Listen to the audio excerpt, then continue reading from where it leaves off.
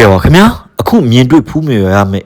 ဖျားကတော့ပဲခူးတိုင်းဒေသကြီးကဝမြို့နယ်မှာတည်ရှိတဲ့ဖလေးဖျားခေါ်ကြိုက်မက်ကော်စီတော်မြတ်ကြီးပဲဖြစ်ပါတယ်ကြာသာပရိနံပဲခူးတိုင်းမှာတည်ရှိတဲ့ပဲခူးသားတို့အနေနဲ့ကြာသာပရိနံဖလေးဖျားခေါ်ကြိုက်မက်ကော်စီတော်မြတ်ကြီးအားတွားရောက်ဖူးမြော်တင်တယ်လို့ကျွန်တော်အနေနဲ့ဆွေးနွေးကြံပြုလိုပါတယ်ကြိုက်ဆိုတာကမွန်တို့ရဲ့ဩဟာရအရာဖျားဟုအဓိပ္ပာယ်ရပြီးမက်ကော်ဆိုတာကတော့ဒီဖလေးဖျားရဲ့ဘွဲနာမည်ပဲဖြစ်ပါတယ်မြတ်စွာဘုရားရှင်ကဒီ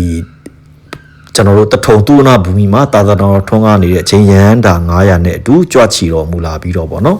ဒီယဟန်တာတွေကိုဘုရားရဲ့တသနာပြန်ပွားစီခြင်းအကျိုးကသာသနာလှည့်လည်ပြုလုပ်စေရမှဖလေးစေတော်မြတ်ကြီးပေါ်ထွန်းလာခြင်းပဲဖြစ်ပါတယ်ရွှေမော်ရောပဲခူးမြို့မှာရှိတဲ့ရွှေမော်ရောဖျားလောက်တက်တန်းမရင်ကြတော်လဲဖလေးစီတော်မြတ်ကြီးအားဆိုရင်ပဲခူးရွှေမော်ရောဖျားနဲ့မတိမ်မရင်မှာပဲတီထောက်ကိုခဲ့တဲ့စီတော်မြတ်ကြီးဖြစ်ပါတယ်ရှီဟောင်းတမိုင်းဝင်စီတော်မြတ်ကြီးလည်းဖြစ်ပါတယ်ပဲခူးသူပဲခူးသားပဲခူးတိုင်းမှာနေကြတဲ့ကြာသာပရိသတ်သမီးအပေါင်းတို့ရဲ့ယုံကြည်အားကိုး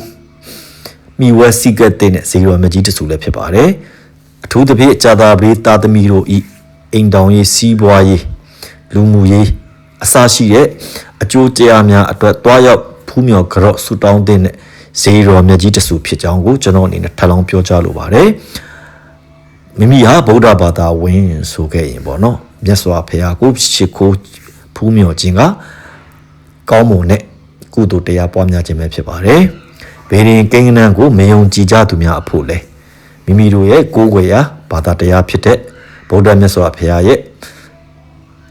သာသနာအမွေနှစ်တွေနဲ့ယဟန္တာအပေါင်းတို့ရဲ့စီမံခန့်ခွဲမှုပေါ့နော်ဘုရားရဲ့ဓာတ်တော်မူတော်တို့နဲ့ကိန်းဝတ်တော်မူနေတဲ့ဖလေးဘုရားခေါ်ကြိုက်မက်ကော်စီတော်မြတ်ကြီးကိုတွားရောက်ဖူးမြော်ကြီးညိုကြော်ရင်မိမိတို့ရဲ့လူအင်ဆန္ဒများကိုစူတောင်းပြေဝစီကြောင်းဒီနေရာကနေထပ်လောင်းပြီးတော့ကျွန်တော်အနေနဲ့နိဗ္ဗာန်အကျိုးမြော်ပြီးနှိုးတော်တိုက်တွန်းအပ်ပါတယ်ခင်ဗျာဖလေးဘုရားဆိုရင်ကဝမြို့မှာတည်ရှိပါတယ်ကဝမြို့ကိုသွားမယ်ဆိုရင်ရန်ကုန်ကဆိုရင်တော့အင်းတကောလမ်းဆောင်ကနေပေါ့နော်အင်းတကောကဝလမ်းဆောင်ကနေညာဘက်ကိုချိုးပြီးလမ်းဆုံးတဲ့ထိသွားရင်ထုံးဖြူဖြူလေးတုတ်ထားတဲ့ကြီးမားတဲ့ဇေတော်မြတ်ကြီးကိုတွေ့မြင်ခံစားရမှာပဲဖြစ်ပါတယ်ခင်ဗျာကဝမြို့ကိုတော့အရင်ဆုံးကြော်ဖြတ်ရမှာဖြစ်ပါတယ်ပဲခူးမြို့ကသွားမယ်ဆိုရင်တော့ပဲခူးရန်ကုန်လမ်းတိုင်းဆင်းချလာပြီးတော့အင်းတကောလမ်းဆောင်ရောက်တဲ့အခါဘယ်ဘက်ကိုချိုးဝင်သွားရမှာပဲဖြစ်ပါတယ်ထိုအခါထုံးဖြူဖွေးဖွေးနဲ့ကြီးဝရကောင်းတဲ့ဖလေးစီတော်မြတ်ကြီးခေါ်ကြိုက်မြက်ခေါ်စီတော်မြတ်ကြီးကိုဖူးမြော်တွေ့မြင်မှာဖြစ်ပါတယ်ဒီစီတော်မြတ်ကြီးရဲ့ပရံဝါဆိုရင်ဖြစ်တစ်ပင်ပန်းမှန်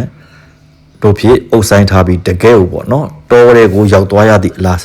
စိတ်ဝဲကြည်နူးအေဂျင့်စီမှာပဲဖြစ်ပါတယ်ဇီတော်မြတ်ကြီးရဲ့ရင်မြင်တော်မှာဆိုရင်ဖြစ်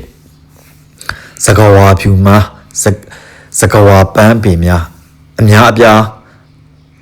တည်ရှိပြီးတော့တရက်ပင်များလည်းအများပြားတည်ရှိပါတယ်တို့နောက်အခုပုံမှန်မြင်တွေ့ရတဲ့အတိုင်းပေါ့နော်ဒီထမ်းပင်များလည်းတည်ရှိပြီးတော့ရှုမြော်ခင်များနဲ့အရန်ကိုကြည်ညိုတာရတရားကောင်းတဲ့ဖလေးစီတော်မြတ်ကြီးပဲဖြစ်ပါတယ်ခင်ဗျာအားလုံးပဲမိမိတို့အချိန်ရခဲ့သည်ရှိတော့ရန်ကုန်မြို့နဲ့တနာရီကြော်သားမောင်းနှင်တွားရောက်ဖူးမြော်ကြော်ခွင့်ရမယ်ဖလေးဖျားကိုတွားရောက်ပြီးတော့ကြည်ညိုကြော်ရင်မိမိတို့ရဲ့တောင်းစုများကိုပြေဝစေခြင်းလုံကအစီအစဉ်တင်ဆက်လိုက်ရပါတယ်ခင်ဗျာအားလုံးပဲကိုယ်စိတ်နှစ်ပါးနှစ်ဖြာချမ်းသာချမ်းသာတော်မူကြပါစေခင်ဗျာ